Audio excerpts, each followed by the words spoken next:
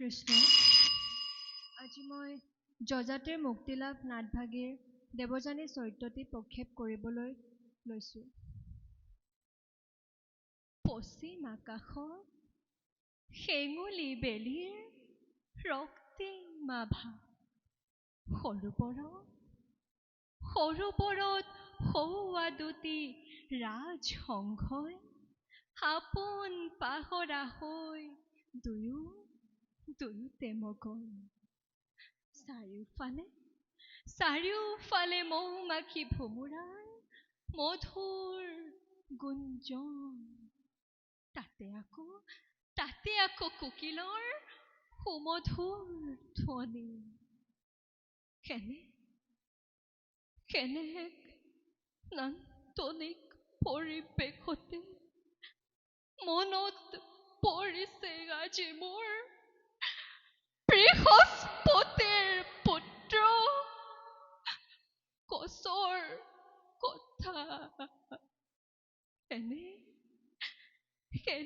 পৰিৱেশতে মধুৰ বচনে শৰণ কৰিয়ে এই দেৱযানীৰ আলসুৱা হৃদয় অংগে অংগে সানি দি যৌৱনৰ মিঠা পৰশ, প্ৰেমৰ অনুৰাগ দিছিল ঢালি। প্ৰথম প্ৰেমৰ সেই মিঠা শিহৰণে সংযমৰ শৃংখলিত বান্ধোন শিথিল কৰিছিল এই ব্ৰাহ্মণ কন্যা।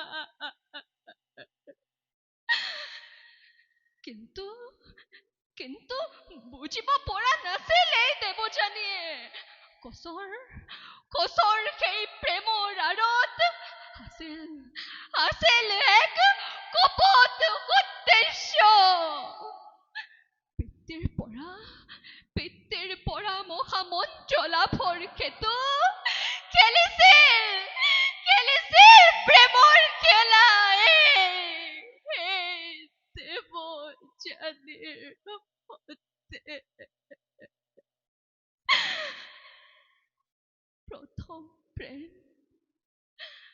প্ৰথম প্ৰেমৰ সেই মিঠা শিহৰণে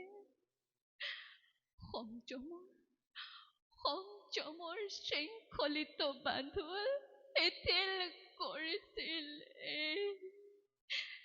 এই ব্ৰাহ্মণ কন্যা।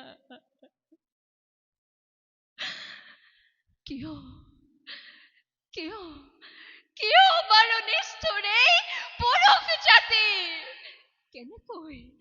কেনেকৈ পবিত্ৰ প্ৰেমৰ নামত প্ৰতাৰণা কৰে নাৰী সমাজক?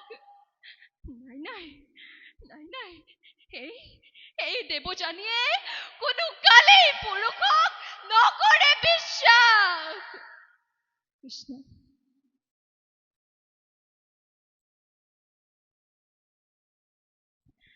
আমি প্ৰিন্সি গগৈৰ উজ্জ্বল ভৱিষ্যত কামনা কৰিলোঁ।